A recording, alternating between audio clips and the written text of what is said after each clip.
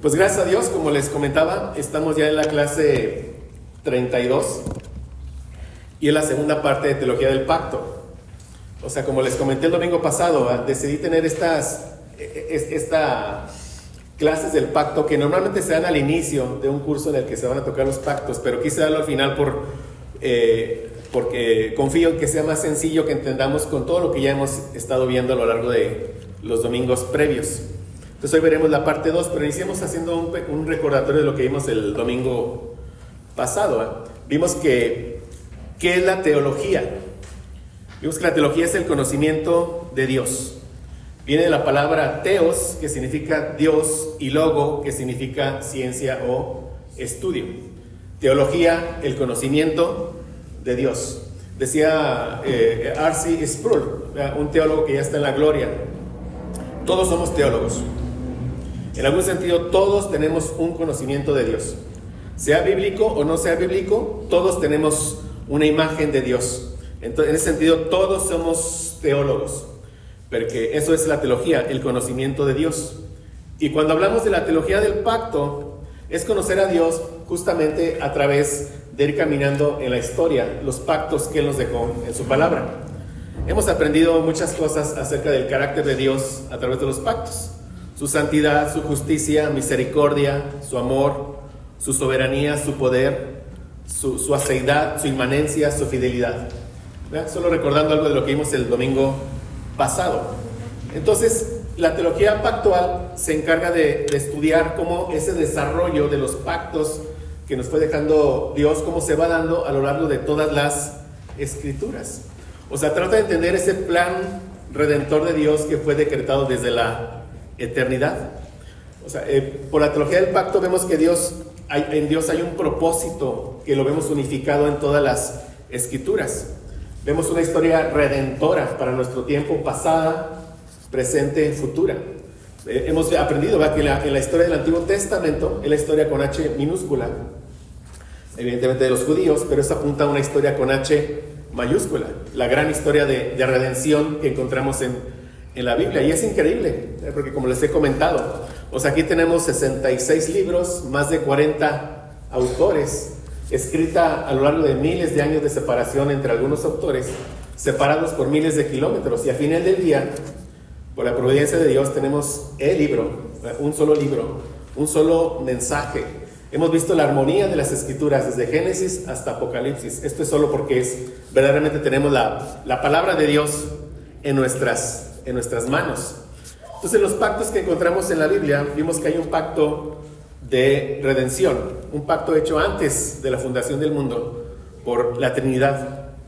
Después encontramos el pacto hecho con Adán, que se le conoce como pacto de obras. Posteriormente, el pacto hecho con Noé, el pacto hecho con Abraham, el pacto mosaico, pacto davídico y finalmente el nuevo pacto. Definimos lo que es un pacto. Vimos que un pacto es un compromiso divinamente sancionado. Todo pacto requiere de un compromiso sancionado. Hay promesas, condiciones y sanciones en caso de que se llegue al incumplimiento. Y cuando decimos que es divinamente sancionado, quiere decir que solo Dios y solamente Dios es el que establece las promesas, las condiciones y las sanciones. Solamente Dios lo hace. Les comentaba que ciertas iglesias se estilan de manera incorrecta, que el hombre pacte con Dios. No, esto es una práctica que no es bíblica. No la encontramos en las escrituras. El hombre de ninguna manera podría él pactar con Dios. ¿Cómo lo podría hacer? Un hombre muerto en delitos y pecados. Y aún alguien que ha sido redimido. ¿Cómo lo podríamos hacer si sabemos que todo nos ha dado por su gracia y por su misericordia? Entonces el pacto que sea divinamente sancionado implica que solamente es Dios.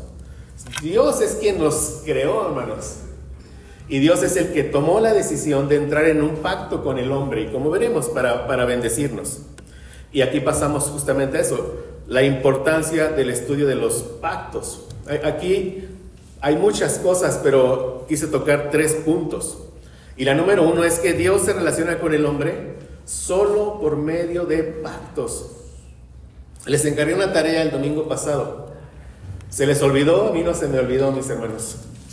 Les pedí que leyeran Génesis 1, 2, 3 y vieran ustedes de su lectura cuáles fueron las primeras palabras que Dios le dirigió al hombre. ¿Alguno hizo su tarea?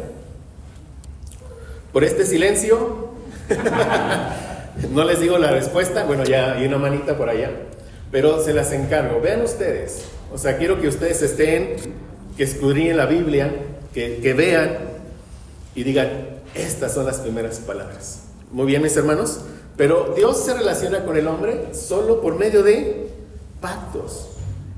Solo por medio de pactos. O sea, el hombre lo conozca o no lo conozca. Sí, o sea, no podemos pensar en nuestra vida ya cristiana, ya los que hemos recibido la gracia del Señor, sin pensar en los pactos. ¿Estamos en cuál pacto si es que hemos sido alcanzados por Dios? ¿En cuál pacto estamos, mis hermanos? Somos miembros del nuevo pacto, con todas las bendiciones que vimos, con todo lo que implica. Somos extranjeros y peregrinos en este mundo, ¿verdad? Tenemos una ciudadanía que es celestial. Somos verdaderos israelitas. Vamos de paso, vamos hacia nuestra tierra celestial. Entender que somos miembros de un nuevo pacto y que pura gracia fuimos incluidos en ese nuevo pacto, verdaderamente nos hace vivir nuestra vida cristiana de una manera distinta. Entonces es muy importante esto. Dios se relaciona con el hombre solo por medio de pactos. Vimos que cuando Dios hace un pacto con el hombre, o sea, Dios nos está mostrando su amor y su misericordia para el hombre.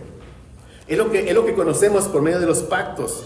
O sea, de alguna manera, por medio de pactos, Dios administra de manera soberana cómo va a derramar su amor y su misericordia para aquellos que tendrán fe en el Hijo, en el Señor Jesucristo.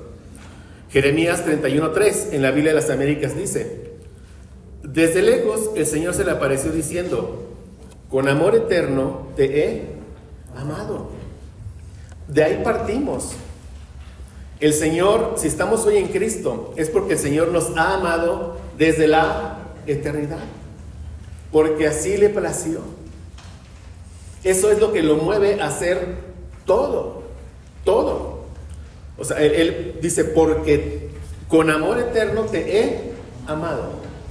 Y después, ¿qué dice? Por eso te he atraído con misericordia. ¿Qué es misericordia, mis hermanos? O sea, que Dios no nos paga conforme a lo que merecemos. Esa es la misericordia. Él tuvo misericordia de nosotros. Él nos buscó cuando estábamos muertos en nuestros delitos y en nuestros pecados. ¿Pero por qué nos buscó? Porque con amor eterno nos ha amado. O sea, digo, gracias a Dios, ¿verdad? Si nos lleva a entender estas cosas. Por eso, mis hermanos, digo, mi interés es que nosotros lo conozcamos y lo vivamos, ¿verdad? Pero la doctrina de que es el hombre el que por él puede decidir, es una doctrina que es humanista, hermanos. No es bíblica. Es un cáncer que ha afectado la Biblia, esa doctrina. Hace mucho daño. En verdad, hace mucho daño esa doctrina. O sea, el hombre no busca a Dios. Lo vemos en la historia redentora, como lo hemos visto, y en declaraciones del Nuevo Testamento. No hay justo ni aún uno. No hay quien busque a Dios. No hay quien haga lo bueno. No hay ni siquiera uno, dice la palabra del Señor. Efesios 2:1 dice que estábamos muertos en delitos y pecados, siguiendo las corrientes de este mundo. Pero Dios, ¿verdad?, que es rico en misericordia por ese gran amor con que nos amó, ven, por ese amor eterno, ¿verdad?, el que nos ha salvado, Quiere el Señor asentar estas verdades cada vez más en nuestras vidas. Entonces, Dios por medio de los pactos Él se revela en su amor y en su misericordia. ¿Sí? O sea, vean ustedes, o sea, de aquí yo les comentaba esto. O sea, tenemos un Dios tan glorioso, tan bueno, tan excelso, que quiere que sus criaturas que Él hizo del polvo le conozcan. Para eso nos creó. ¿Para qué? Para darse a conocer. O sea, Dios es el único que sabía, obviamente, que no había nada mejor para una criatura que conocer a ¿quién? A Dios. Y para eso nos crea. Para que Él, o sea, es Dios el que entra en una relación personal con nosotros. Es increíble. O sea, en verdad es increíble. O sea, no hay nada mejor para nosotros que conocer de una manera personal a nuestro Creador. Y es lo que Él tenía en mente, para su gloria. Para su gloria. O sea, Dios eternamente ha existido en esta Trinidad, eternamente completo, eternamente satisfecho, eternamente gozoso. Él no tenía necesidad de crear, pero Él, o sea, nos crea. ¿Por qué? Por amor, para darse a conocer a nosotros, para que nosotros conozcamos a este Dios tan glorioso. Y esa es su iniciativa. Solo por iniciativa de Dios es que nosotros le podemos conocer. Y número 3, vimos que Dios, aparte de mostrar su amor, su misericordia, Dios tiene el deseo de bendecir a sus criaturas por medio de pactos. Y aquí el domingo pasado vimos todos los textos de todos los pactos, pero lo vemos desde el primer pacto, Génesis 2, 15, 17, que Dios hizo con Adán en el huerto. Tomó pues Jehová Dios al hombre y lo puso en el huerto de Edén, para que lo labrara y lo guardase. Y mandó Jehová Dios al hombre diciendo: de todo árbol del huerto podrás comer. O sea, aquí yo les decía, aquí vemos la bondad de Dios. Esto es histórico, sabemos, esto es real. ¿Cuántos árboles había en Edén? No lo sabemos. Pero ¿qué le dice? De todos puedes comer. Dios había creado al hombre recto y bueno. El hombre podía obedecer cualquier demanda que Dios le pusiera. Cualquiera. Pero vean la demanda que Dios le hace. De todo árbol puedes comer, excepto de uno. Dice: mas del árbol de la ciencia del bien y del mal no comerás, porque el día que de él comieres ciertamente morirás. O sea, Dios está probando que su criatura lo ama y lo obedece. Lo ama y lo obedece. Entonces, mientras Adán no comiera del árbol, ¿qué implica? Que él viviría y viviría eternamente. O sea, Dios crea al hombre con vida. Y la vida, mis hermanos, aparte de respirar y demás, la vida es realmente tener una relación personal con Dios. Esa es la vida. Y Adán tenía vida. O sea, él platicaba con Dios y Dios le quería dar una vida eterna. Y la muerte, ¿qué es? Es justamente perder esa relación con Dios. O sea, el infierno es estar separado absolutamente de Dios. Esa es la muerte espiritual eterna, ¿verdad? Que llegará a aquellos que no se arrepientan en vida. Pero aquí, o sea, Dios tiene el deseo de bendecir al hombre. O sea, vean, el hombre, ¿qué derecho tenía a ser creado, para empezar? ¿Qué derecho tenía a que Dios lo creara recto y bueno? Que Dios le quisiera dar una vida eterna. Véanlo. O sea, aunque lo conocemos como un pacto de obras, porque técnicamente es como se conoce, como vimos, realmente había mucha gracia, mucho amor en el pacto, en todos los pactos, porque se revela el carácter de Dios mismo. ¿Sí lo ven? Pero sabemos, ¿verdad? Que toda la historia, no la voy a repetir, lo que hemos visto a lo largo de todas las clases. Vimos otro pacto, que es el que hace con Abraham, y este es increíble, porque Abraham es el padre de la fe. Pero se nos dice en Josué 24:2 que Abraham, junto con su padre Taré, estaba adorando a otros dioses. O sea, ni a un Abraham, lo sabemos, nadie busca a Dios. Nadie. Aquellos que piensan que ellos sí, había bondad, imaginen, y por ellos mismos le abrieron su corazón, todas estas cosas, se creen mejores que Abraham, que el padre de la fe. O sea, Josué 24:2 dice, ¿verdad? Que Abraham estaba al lado del río con su padre Taré y estaba adorando a otros dioses. Era un pagano. Pero ¿qué hace Dios? Va en busca de Abraham. ¿Por qué? Porque no quiere que bendecir. Y le dice, pero Jehová había dicho a Abraham, vete de tu tierra y de tu parentela, de la casa de tu padre, a la tierra que te mostraré. O sea, le quiere regalar una tierra en la que fluye leche y miel. ¿Por qué? Porque Dios se lo quiere regalar nada más. Y le dice, y haré de ti una nación grande. O sea, de Abraham viene una descendencia grande, son los judíos, lo sabemos. Te bendeciré y engrandeceré tu nombre. Y vean, Abraham, el padre de la fe. ¿El padre de qué? De los judíos y el padre de los verdaderos judíos. O sea, ciertamente engrandeció su nombre. Pero vemos ahí el amor y la misericordia de Dios. ¿Qué merecía Abraham? Lo mismo que todo pecador. ¿Qué merecía? La muerte. La muerte. Era un pagano, mis hermanos. O sea, Abraham. Esto es para que le demos la gloria a Dios, mis hermanos. ¿Me entienden? O sea, toda la gloria para Dios. Entonces le dice, bendeciré a los que te bendijeren, a los que te maldijeren, maldiciré.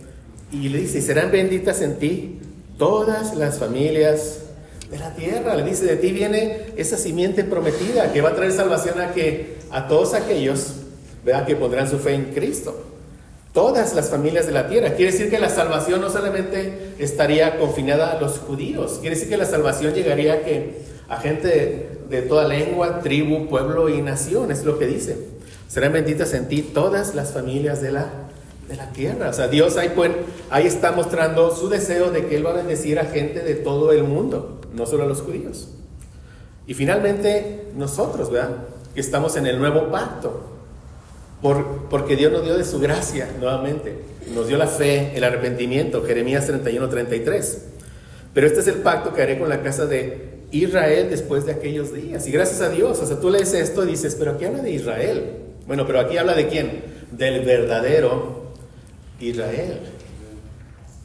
Y dice, daré mi ley en su mente y la escribiré en su corazón. Yo seré a ellos por Dios, ellos me serán por pueblo. El deseo de Dios siempre fue el ser nuestro Dios personal, que seamos su pueblo, su tesoro. Y Él, vean, o sea, nuevamente, toda la bendición que nos derrama, porque vimos que el antiguo pacto hay un defecto, y el defecto ¿dónde estaba? En el corazón de los hombres. Pero Él mismo se encarga de corregir el defecto, ¿cómo? Haciéndonos esa cirugía celestial de corazón. Él llega y quita el corazón de piedra y nos pone un corazón de carne. Nos da nueva vida, O sea, nuestros alientos de vida es la fe y el arrepentimiento. Nos podemos arrepentir porque estamos vivos, hermanos. Podemos creer porque estamos vivos. El muerto no puede creer, el muerto no tiene fe en Dios, no puede porque está muerto. Dios nos da el nuevo nacimiento y para que podamos vivir. ¿Y cómo se ve que estoy vivo? Porque creo, y cuando peco me arrepiento, y creo y me arrepiento, pero siempre mi mirada puesta en ¿qué? En mi galardón, ¿no? En la herencia que recibiremos. Muy bien, vimos también, mis hermanos, las partes que conforman un pacto. Dice, Dios en su gracia decide bendecir sobre la base del pacto que estableció por Él. Entonces veamos, del lado izquierdo tenemos que el pacto de obras. Tenemos Génesis 2 del 15 al 17. Vimos que o sea, Dios le da un mandato, ¿verdad? A Adán, Dios le da un mandato. Entonces, Adán, allí en el Edén, en este pacto de obras, ¿él qué tenía que hacer para recibir la promesa, mis hermanos? Obedecer. ¿Verdad? Obedecer. Entonces, si la bendición es por la obediencia, es un pacto de obras. Ahora, ¿qué tenía que hacer Abraham para recibir la promesa que Dios le estaba dando? ¿Verdad? Darle una tierra, una descendencia, bendición. Solamente que extender su mano y recibir la promesa por la fe. Creer solamente.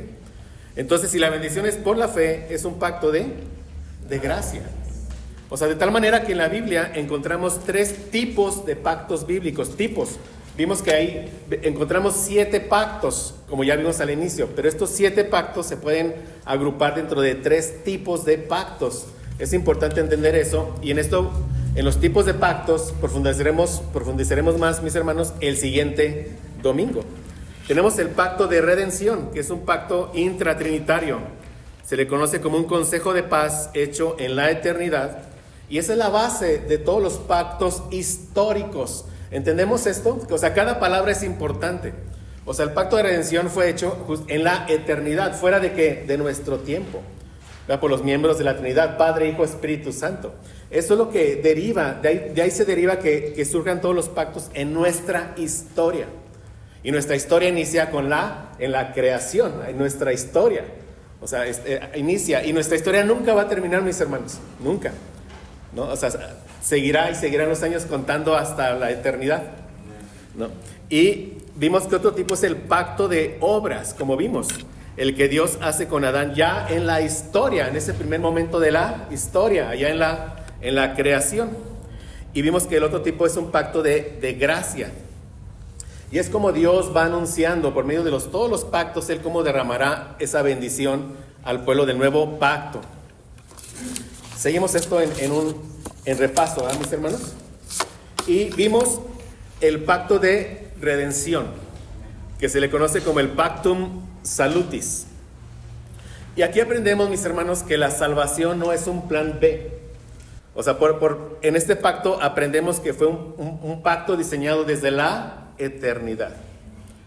Hay objeción a este pacto, y una objeción es que dicen, es que esta palabra pacto de redención no aparece en las Escrituras. Pero vimos el domingo pasado 7 evidencias bíblicas de muchas, y con esas lo que buscábamos era llegar a ¿qué? A una definición del pacto de redención. Y aquí hay 3, estos pasajes, mis hermanos, traten de memorizárselos, saber dónde están. Hebreos 13:20 dice: el Dios de paz, que resucitó de los muertos a nuestro Señor Jesucristo, el gran pastor de las ovejas, por la sangre del pacto eterno. Pacto eterno. ¿Cuándo fue hecho este pacto, mis hermanos? En la eternidad, fuera de nuestro tiempo. O sea, hecho allá en la corte celestial, en el seno trinitario. Vimos otro versículo, Tito 1, del 1 al 2. Escuchen y lean. Dice: Pablo, siervo de Dios y apóstol de Jesucristo, conforme a la fe de los escogidos de Dios. Y encontramos en otros pasajes en Efesios que Dios nos escogió desde antes de la fundación del mundo para ser santos, para ser salvos. Y dice: conforme a la fe de los escogidos de Dios y el conocimiento de la verdad que es según la piedad. Pero vean las palabras que el Espíritu Santo escogió, ¿verdad? Para inspirar al autor, al apóstol Pablo. Dice: en la esperanza de la vida eterna, la cual Dios, que no miente, vean, prometió, ¿desde cuándo? Desde antes del principio de los siglos. ¿Para quién era esta esperanza de vida eterna que fue prometida desde antes del principio de los siglos?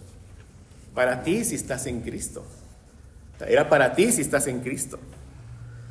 Y vimos en 2 de Timoteo 1, el versículo 1 y el versículo 9. Dice el versículo 1: Pablo, apóstol de Jesucristo, por la voluntad de Dios, de nuevo vean, según la promesa de la vida que es en Cristo Jesús. O sea, cuando hablamos de promesas de Dios, son promesas que fueron decretadas desde la eternidad. Dios no decretó promesas en el transcurso de la historia, mis hermanos. ¿Y qué dice el 9? Quien nos salvó y llamó con llamamiento santo, no conforme a nuestras obras. O sea, no conforme a algo bueno que tú hayas hecho, ¿verdad? No conforme a ir caminando de rodillas. Hay una peregrinación hacia la supuesta Virgen. No por obras. ¿Qué dice? Sino según el propósito suyo. O sea, pongan cuidado, mis hermanos, cuando lean de nuevo el Nuevo Testamento, y van a ver que está un lenguaje plagado de eternidad. ¿Sí me explico? O sea, yo sé que a veces cuando aprendemos una verdad, Yo en lo personal, mis hermanos, tuve una lucha en lo personal de entender la elección de Dios. Y al día de hoy no la entiendo, mis hermanos, pero la acepto por fe y me gozo en ella. Pero tuve una lucha. ¿Cómo? ¿No? O sea, yo escogí. ¿Cómo es posible? O sea, es Dios injusto. Y me decía Pablo, así como Dios le dijo a Pablo, ¿verdad? ¿Y qué diremos? ¿Que hay injusticia en Dios? De ninguna manera. Porque Dios tiene misericordia de quien quiere tener misericordia, etc. Pero ya una vez que el Señor me derrotó en este aspecto, me puso de rodillas y entendí que verdaderamente yo estaba muerto en delitos y pecados, y si no es porque Él tiene misericordia de mí, yo no estaría en la vida eterna. Empiezo a leer la Biblia y veo la palabra plagada por todos lados, mis hermanos. Entonces lean de nuevo el Nuevo Testamento y van a ver que está plagada de palabras de eternidad, hermanos. Y si ven una palabra que tiene que ver con la eternidad, ¿cuándo fue hecho eso que estén leyendo? Aquí vemos según el propósito suyo, cuando Él determinó ese propósito. Piensa, todo fue cuando, desde antes de la fundación del mundo. Háganlo. Y dice, vean, y la gracia que nos fue dada. Tú dices, bueno, Dios tuvo gracia de mí el día que me trajo nueva vida. Y es cierto, pero vean, ¿desde cuándo ya nos había dado la gracia? La gracia que nos fue dada en Cristo Jesús antes de los tiempos de los siglos. Está tremendo, hermanos. Les animo a leer de nuevo el Nuevo Testamento y van a encontrarse con muchas palabras de eternidad. Y lo más increíble, te vas a encontrar tú ahí en esas palabras. Entonces, pues gracias a Dios por eso. Entonces yo les decía esto, Dios antes de decir sea la luz, ¿qué dijo? Iré a la cruz. Entonces llegamos con todo lo anterior a una definición del pacto de redención. Vimos que el pacto de redención, como lo dice Berkhoff, se puede definir como el convenio entre el Padre que da al Hijo como cabeza y redentor de los elegidos, y el Hijo que acepta voluntariamente el lugar que corresponde a aquellos a quienes el Padre dio al Hijo. Otra definición es la siguiente, que la amplío un poco, mis hermanos. El pacto de redención es el acuerdo hecho en la eternidad por los miembros de la Trinidad con el propósito de glorificarse en la salvación de los pecadores elegidos. El Padre decreta el plan y envía a su Hijo a cumplirlo. El Hijo ejecuta el plan y gana la redención para los elegidos. Y el Espíritu Santo aplica personalmente la redención lograda por el Hijo a cada uno de los escogidos. ¿Sí la ven, hermano? Todo esto lo sacamos de las Escrituras el domingo pasado. Entonces, a pesar de que yo estaba muerto en delitos y pecados, Dios ya me amaba desde la eternidad. Por eso Él clavó mis pecados en mi Señor Jesucristo. Ahí fueron clavados mis pecados, en la cruz. Y en un momento del tiempo, el Espíritu Santo me trajo a nueva vida. Y entender esto, mis hermanos, nos lleva a dar la mayor gloria posible a nuestro Dios Trino. Entre más profundices en esto, más vas a amar a tu Redentor. Más vas a reconocer que solo por su amor, por su misericordia, por su gracia, estás en la salvación. Solo a Él le vas a dar toda la gloria, a nadie más. Es un peligro que pienses que tú hiciste algo para llegar a la salvación. ¿Por qué? Porque ahí le estás robando la gloria a Dios. Dios no permite eso. La gloria es solo de ¿quién? Solo de Dios. Entender correctamente las Escrituras, a eso nos va a mover. A dar toda la gloria solamente a mi bendito Dios Trino. Amén. Y aquí estamos empezando la clase, mis hermanos. Vamos a ver compromisos del pacto de redención. Aquel que quiera profundizar en esto, tengo un libro completo de esto, hermanos. Entonces siempre la tarea es tratar de resumir y poder comunicar algo, ¿eh? Aquí. Están listados y después los veremos hoy y cerraremos con una conclusión y al final de esto. Vean, o sea, hubo compromisos en este pacto de redención.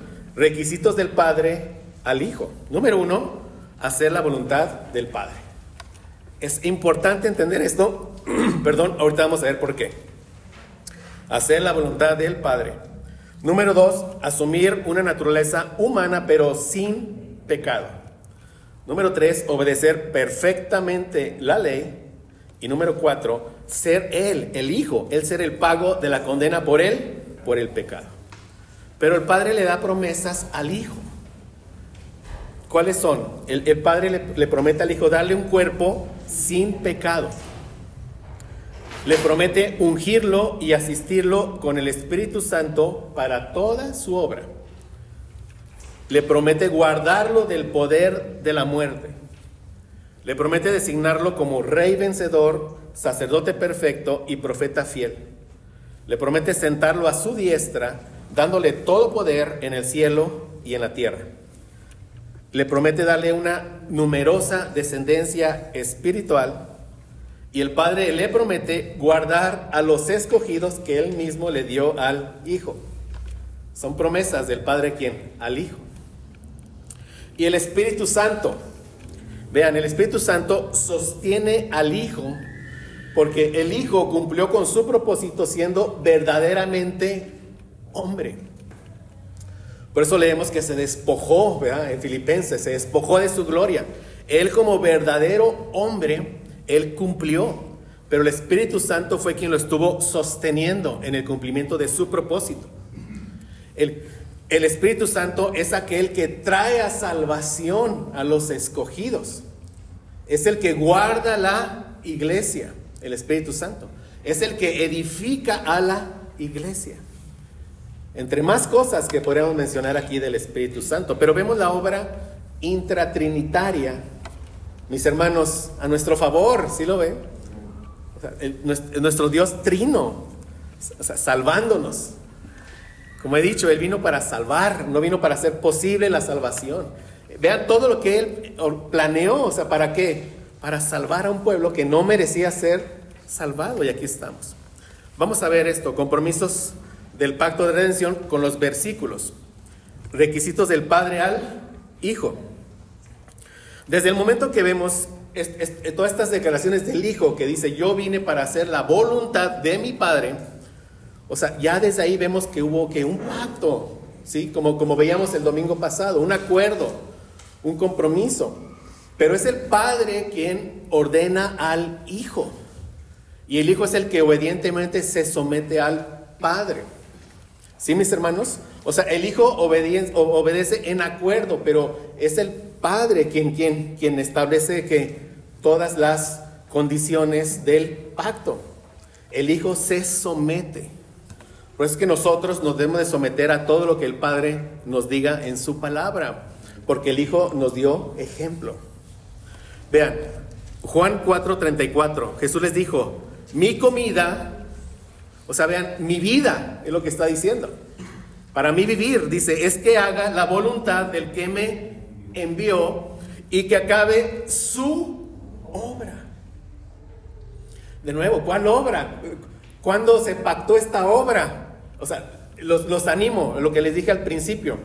Lean nuevamente, háganse preguntas para que vean que está plagado de eternidad el Nuevo Testamento. ¿Sí, mis hermanos? Véanlo. Que acabe su obra. ¿Cuándo se decretó esta obra? ¿Cuándo? En la eternidad. Pero vean, el Hijo vino a cumplir un pacto de obras, su pacto de obras. No el pacto de obras de Adán. ¿Sí me sigue, mi hermano? Sí. O sea, el Hijo viene a cumplir con las obras que el Padre le dio. Muy bien. Juan 6:38. Porque he descendido del cielo no para hacer mi voluntad, sino la voluntad del que me envió. Dice Juan 8:42. Porque yo de Dios he salido y he venido, pues no he venido de mí mismo, sino que Él aún eso, ¿verdad, mi hermano? O sea, el Padre le da toda la obra al Hijo, mandatos, vamos a ver todo lo que le da, lo que estamos viendo. Y el Padre es el que lo envía. Ve. Y el Hijo que obedece. Pero no he venido de mí mismo, o sea, no fue mi iniciativa venir. ¿Qué dice el Hijo? Sino que Él me envió. Juan 12:49. Porque yo no he hablado por mi propia cuenta. Vean esto, hermanos. A mí me impacta esto. El Padre que me envió, vean, Él me dio mandamiento. ¿Ven? O sea, ya cuando vemos la palabra mandamiento, ¿de qué nos habla? De una obligación solemne. Es un mandato que el Padre le da al Hijo. Pero ¿cuál es el mandamiento? Dice, Él me dio mandamiento de lo que he de decir y de lo que he de hablar.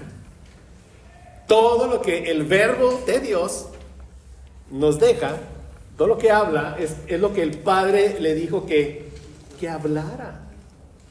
O sea, estamos viendo que el Hijo vino para hacer la voluntad del Padre como verdadero que hombre. ¿Sí lo ve? ¿Qué tenemos que hacer nosotros, hermanos? Hacer la voluntad de nuestro Padre celestial como hombres redimidos. Y aquí nos lo va a decir, por eso es que estos dos textos, Marcos 3:35, porque todo aquel que hace la voluntad de Dios, vean, el que hace la voluntad de Dios. Y perdón que enfatice esto, mis hermanos, pero no es el que tomó una decisión por Dios, el que abrió su corazón a Dios. ¿Qué dice? Todo aquel que hace la voluntad de Dios, ese es mi hermano y mi hermana y mi madre. ¿Por qué? Porque se identifica de esta manera Cristo, de esta manera, como dice, como de esta manera de familia, con todo aquel que hace la voluntad de Dios.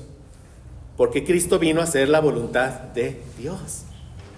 O sea, yo vine a hacer la voluntad de Dios. Entonces, el que hace la voluntad de Dios, ese verdaderamente es mi familia. Ese está haciendo lo que yo vine a hacer. Sabemos que la salvación no es por obras, ¿verdad? No estamos enseñando eso. Pero ¿qué es lo que nos dice? Que aquel que ha sido verdaderamente salvado se va a ver por qué. Por sus buenas obras, las cuales Dios preparó de antemano para que anduviésemos en ellas, ¿verdad? Efesios 2:10. Pero vean lo que dice. Todo aquel que hace la voluntad de Dios. Y gracias a Dios porque Él con el nuevo corazón que nos da puso en nosotros el deseo de hacer su voluntad. Y dice Mateo 7:21, no todo el que me dice Señor, Señor entrará en el reino de los cielos, sino el que hace la voluntad de mi Padre que está en los cielos. Y esto también, mis hermanos, o sea, lo repito, no nos enseña que la salvación sea por obras de ninguna manera, pero tampoco nos debe de llevar a un moralismo o a un legalismo. Entonces voy a ponerme a hacer para... No, o sea, ¿por qué hacemos la voluntad del Padre? Porque lo amamos. Porque lo amamos. El Hijo, ¿por qué se sometió en todo al Padre? Porque lo amaba. Ese es el amor. El amor es el cumplimiento de la ley.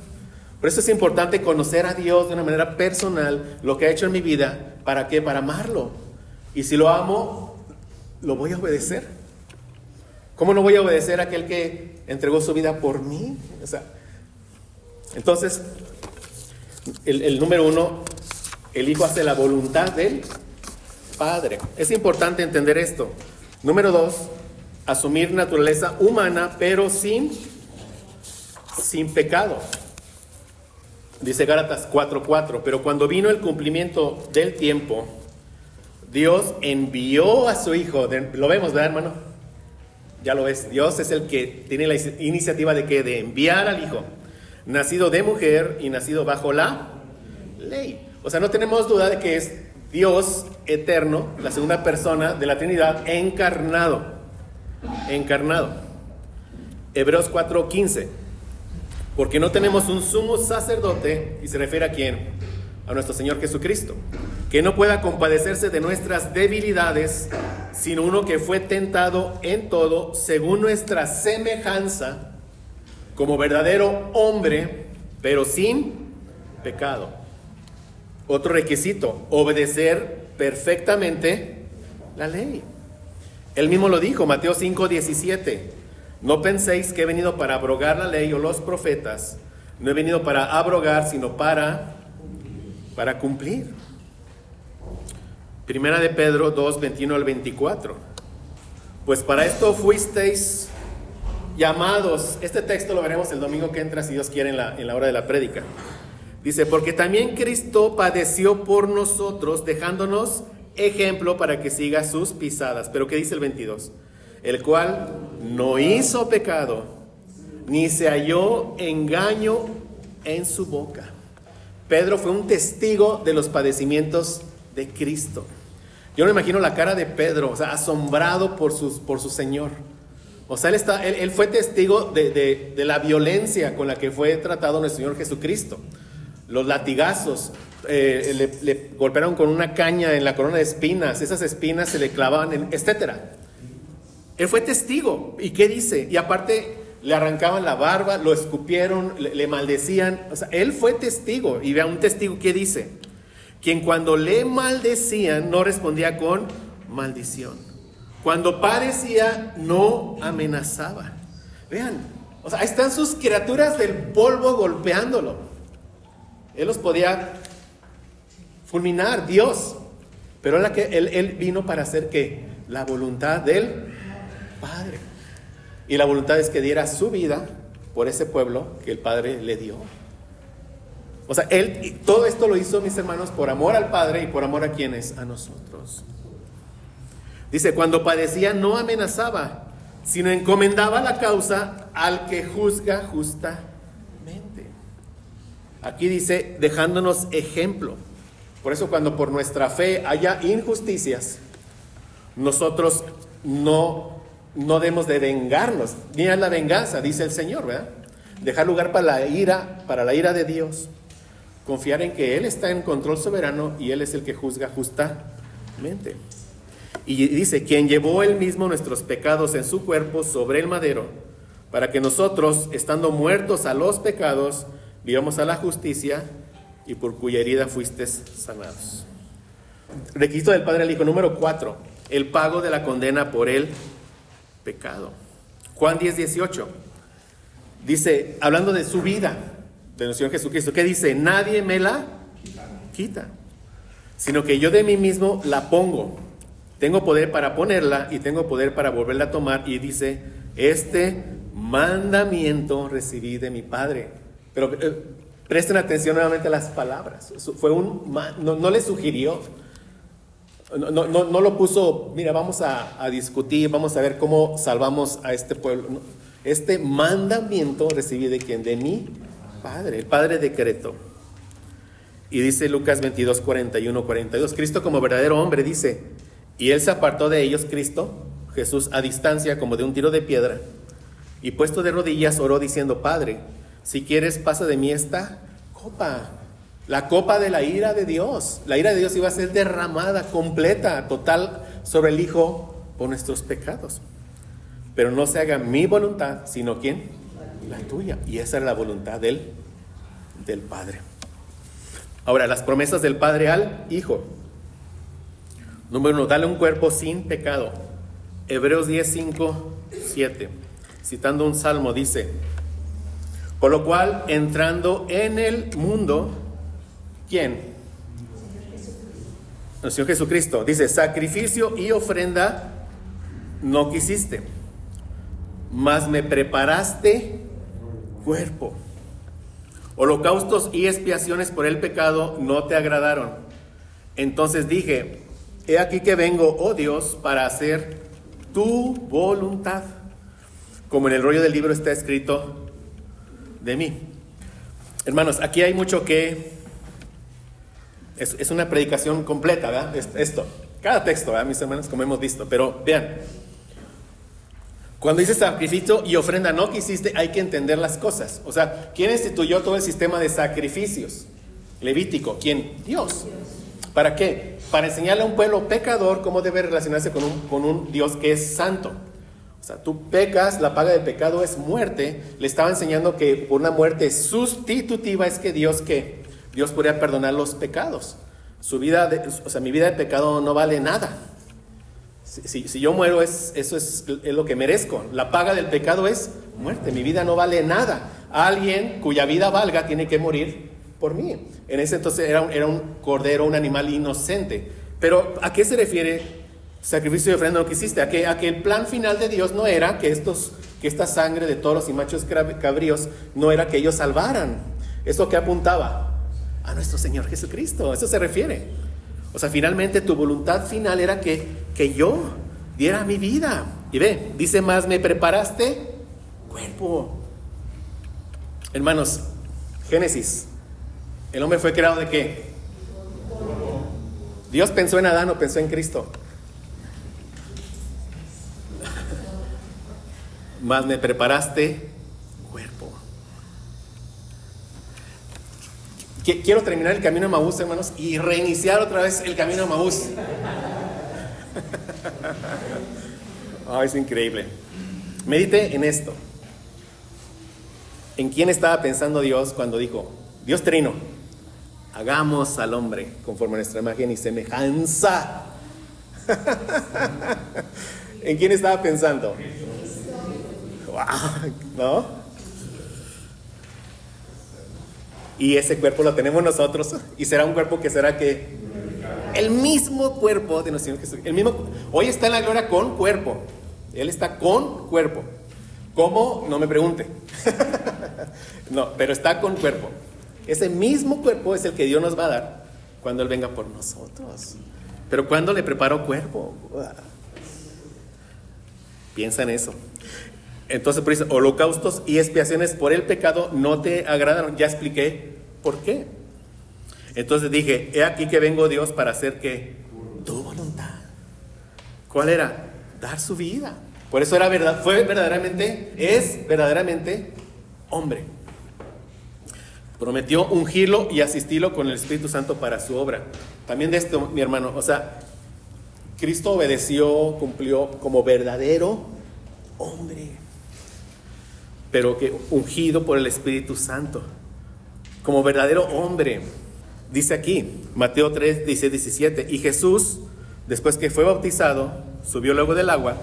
Aquí los cielos le fueron abiertos y vio el Espíritu de Dios que descendía como paloma y venía que ¿sobre quién? Sobre él. Hubo una voz de los cielos que decía, este es mi Hijo amado en quien tengo. Aquí vemos a la Trinidad completa, ¿verdad, mi hermano? Aquellos que niegan la Trinidad, no sé cómo explican tantos textos de la Trinidad como este. Se nos dice en Lucas 4:14. Y Jesús volvió en el poder del Espíritu a Galilea. Vean, en el poder del Espíritu. Él cumplió como verdadero hombre, pero nuevamente ungido con el poder de ¿quién? Del Espíritu Santo.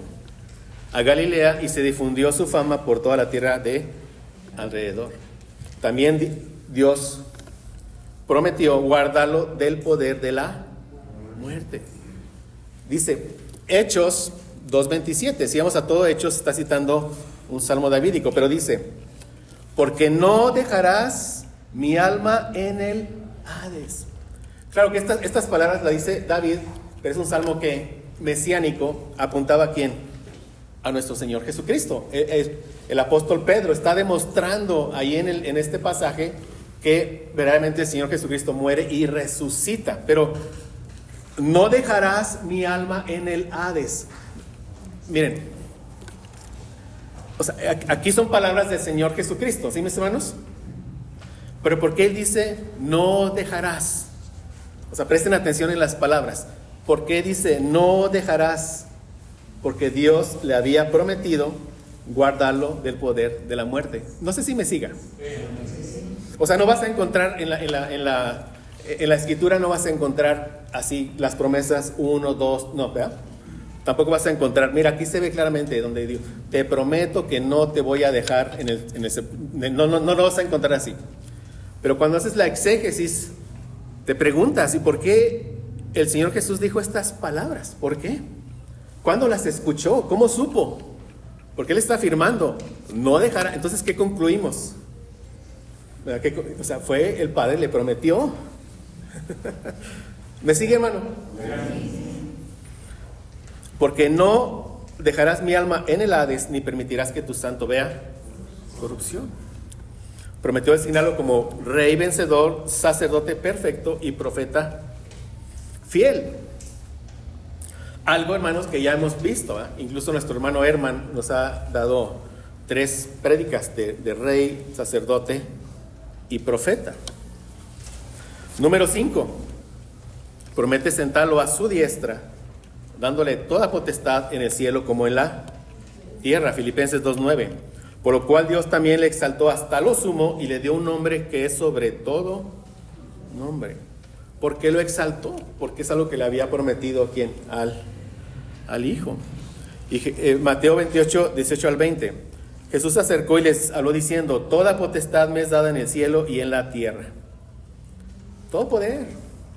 Vean, nosotros cuando vamos a compartir el evangelio estamos confiando en nosotros, no, en que todo poder sobre toda criatura le fue dado ¿a quién? Al Hijo. Por tanto, id a ser discípulos a todas las naciones, bautizándolos en el nombre, un nombre del Padre, del Hijo, del Espíritu Santo.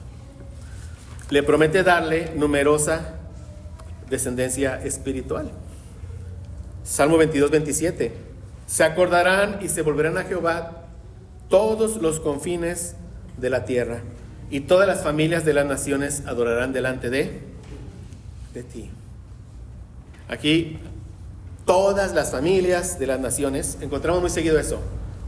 O sea, no se refiere a cada persona una a una, sino que se refiere cuando dice todas las familias adorarán. Que gente de toda lengua, tribu, pueblo y nación adorará. Juan 17:2. Como le has dado potestad sobre toda carne, para que dé vida eterna a todos los que le diste. ¿A quién le va a dar vida eterna el Señor Jesús? A los que el Padre le dio. ¿Cuándo? Desde antes de la fundación del mundo. Y número 7, le prometió guardar a los escogidos que el Padre dio al Hijo. Juan 17:11 dice: Padre Santo, a los que me has dado, guárdalos en tu nombre para que sean uno, así como nosotros. Presten atención en esta palabra. Cuando dice guárdalos en tu nombre. O sea, no es que el Hijo le esté dando un mandato al Padre. Sabemos por todo lo que estamos hasta ahorita leyendo. ¿A qué vino el Hijo? A hacer la voluntad de ¿quién? Del Padre. Pero Él se lo dice con toda confianza: Padre, guárdalos. ¿Por qué? Porque está apelando a una promesa del Padre al Hijo. Como Él le prometió que los iba a guardar, el Hijo ora al Padre en base a esa promesa y le dice: guárdalos en tu nombre. Vean de nuevo el Nuevo Testamento con más detalle, deténganse y pregúntense y vean toda la eternidad que está ahí, hermanos. ¿Sí? Por eso nosotros cuando oramos y le pedimos al Señor, le pedimos basado en algo que Él prometió para nosotros. Lo mismo que hizo el Señor Jesús. O sea, de ninguna manera, y lo repito, de ninguna manera le está dando un mandato al Padre. Está apelando a una promesa que el Padre le dio al Hijo. Por eso le dice: Padre, porque lo prometiste, te pido que los guardes en tu nombre. ¿Ven?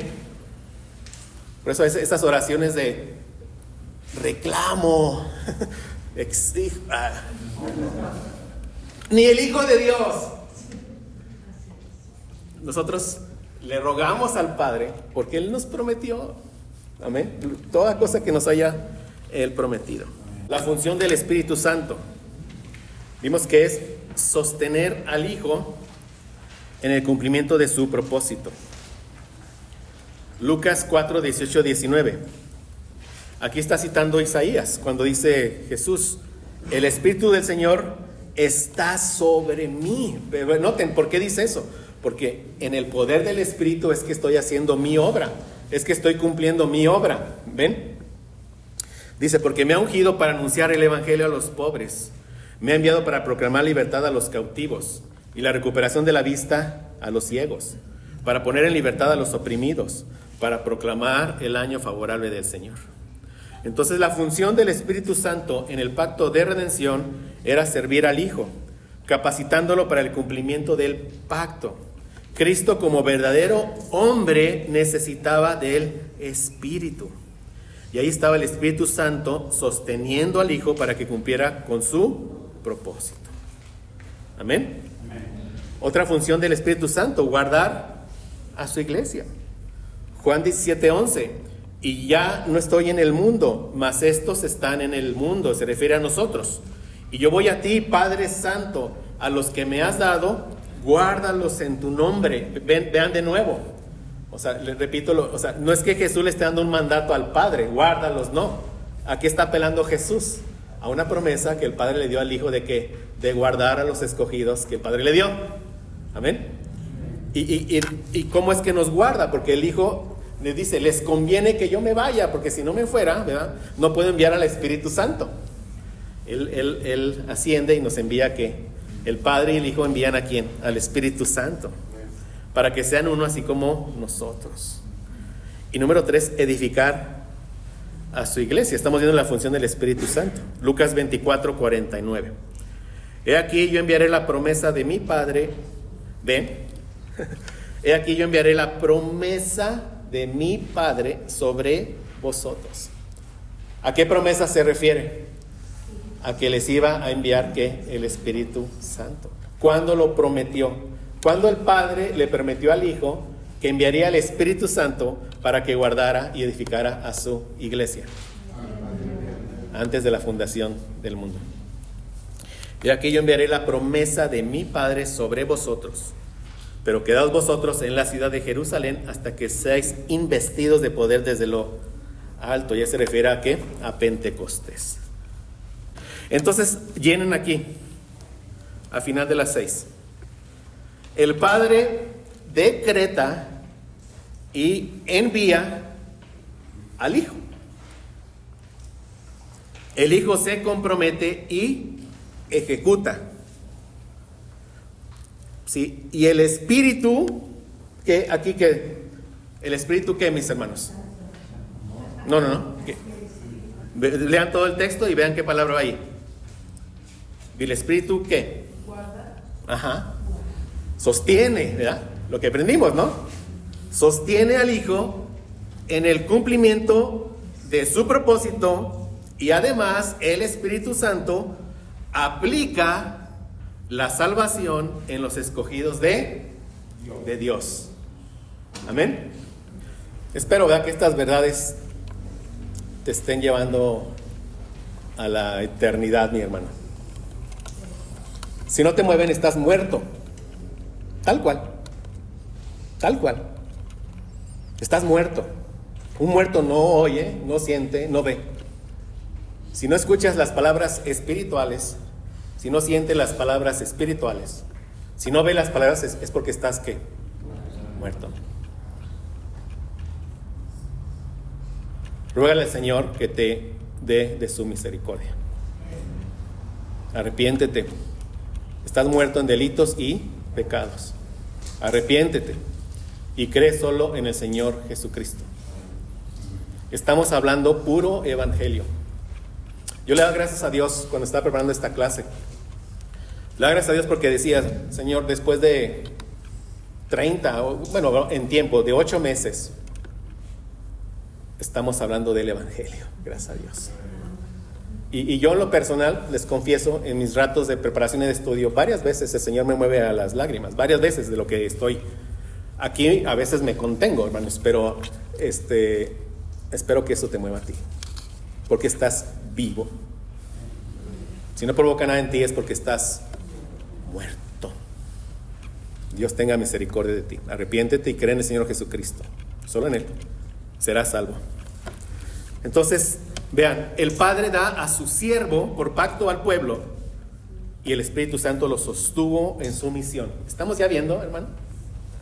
Este texto precioso. Ya espero que al leerlo venga a tu mente cierto entendimiento de lo que estamos viendo. Isaías 42, del 1 al 8. He aquí mi siervo, el siervo sufriente, nuestro Señor Jesucristo, a quien yo sostengo, dice el Padre. ¿Y de qué manera lo sostiene? Nos lo va a decir. Mi escogido, mira mi hermano, Todo es por la elección de Dios. Todo.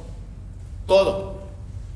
Y la primer elección de Dios fue elegir al Hijo. Si el Hijo fue elegido, todo es por elección. ¿Sí lo ves? Mi escogido. El Padre lo escogió para que Él fuera el Redentor, en quien mi alma se complace. Aquí está cómo lo sostiene. He puesto mi espíritu sobre Él. Él traerá justicia a las naciones. Y debido a que el Padre lo sostiene con su espíritu, el Hijo como verdadero hombre, vean el versículo 4, no se desanimará ni desfallecerá hasta que haya establecido en la tierra la justicia, y su ley esperarán las costas. O sea, hasta que haya cumplido con toda la obra que el Padre le encomendó. Y esa justicia por la fe puede ser imputada a los escogidos de Dios. Amén. Así dice Dios el Señor, que crea los cielos y los extiende, que afirma la tierra y lo que de ella brota, que da aliento al pueblo que hay en ella y espíritu a los que por ella andan. Yo soy el Señor, en justicia te he llamado. ¿De quién está hablando aquí? O sea, yo soy el Señor. O sea, Dios, vea, ¿a quién llamó en justicia? A su Hijo. Y dice, te sostendré por la mano y por ti velaré. Este es un diálogo intratrinitario, nos permite asomarnos un poquito a lo que ocurrió en la eternidad, en el seno trinitario. ¿Sí están viendo el diálogo? Te sostendré y por ti velaré. Y el Hijo escuchando estas palabras y le dice, te pondré como pacto para el pueblo, como luz para las naciones, para que abras los ojos de los ciegos. ¿A qué vino? Aquí hay montones de ciegos físicos y vino para que vean mejor. No, vino para que abran los ojos de los ciegos que espirituales, para que saques de la cárcel a los presos. ¿De qué habla? ¿De acá del Cerezo o de qué habla? De nuestros pecados, hermanos. Y de la prisión a los que moran en tinieblas. Ahí está el lado espiritual de la obra de nuestro Señor Jesucristo. El mayor milagro que ocurre y sigue ocurriendo hasta que venga Jesús es el nuevo nacimiento. Ese es un verdadero milagro. En ese milagro es cuando nos da la vista, nos da el oír, ¿verdad? Nos regresa los sentidos espirituales, hermanos. Yo soy el Señor, ese es mi nombre. Vean, mi gloria a otro no daré, ni mi alabanza a imágenes talladas. Que vemos en otro lado, imágenes que ni te escuchan, ni te ven. Vean ustedes la muerte espiritual del hombre, que ahí está con un santito de este tamaño, pidiéndole a esa... Ven ustedes lo absurdo, o sea, lo muerto del hombre. Así estábamos nosotros. Mi gloria a otro no daré. Y gracias a Dios porque nos ha dado la vista, el oído, la vida, los sentidos espirituales. Entonces alguien divino tiene que ser enviado. Estamos viéndolo de Isaías y muchas cosas que se concluyen. Pero alguien divino tiene que ser enviado. Y lo encontramos, Juan 1:1 y 14. En el principio existía el verbo estaba con Dios, el verbo era Dios. El verbo se hizo carne, habitó entre nosotros, vimos su gloria como del unigénito del Padre, lleno de gracia y de verdad. Y esa persona divina debía morir. Filipenses 2:6-8, el cual, aunque existía en forma de Dios, no consideró el ser igual a Dios como algo a que aferrarse, sino que se despojó a sí mismo, tomando forma de siervo, haciéndose semejante a los hombres, hallándose en forma de hombre, se humilló a sí mismo, haciéndose obediente hasta la muerte y muerte de cruz. La humillación de nuestro Señor Jesucristo. Dios mismo muriendo de la forma más atroz y humillante que podía haber en ese entonces, que era una muerte de de cruz. Entonces, mi hermano, cuando hablamos de la obediencia de Cristo, no olvides pensar que Él vino a cumplir con un pacto. El pacto de redención era un pacto de obras para el Hijo. Cristo vino para obedecer al Padre. Ese era su pacto de obras, de Él. No es el mismo pacto de obras de Adán. Su pacto de obras. Juan 5:36. Pero el testimonio que yo tengo es mayor que el de Juan. Vean. Porque las obras que el Padre me ha dado para llevar a cabo, ¿ven? Las obras que el Padre me ha dado para llevar a cabo, ¿cuándo? Las mismas obras que yo hago dan testimonio de mí, de que el Padre me ha enviado. Gracias a Dios. Entonces la salvación siempre ha sido por obras, por las obras de Cristo imputadas a nosotros por la fe. Amén. O sea, la salvación es por gracia, porque Cristo nos da de su justicia por medio de la fe. Y esa justicia le costó a Cristo obedecer de manera perfecta.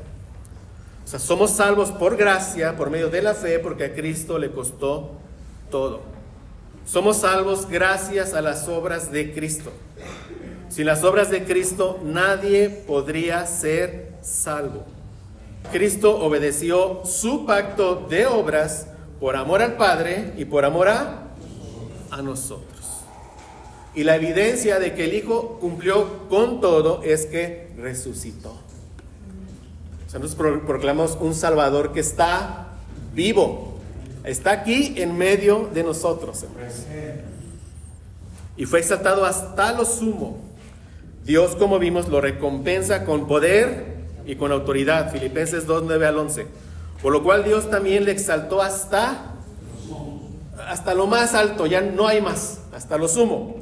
Y le confirió el nombre que es sobre todo nombre, para que al nombre de Jesús se doble toda rodilla, de los que están en el cielo y en la tierra y debajo de la tierra.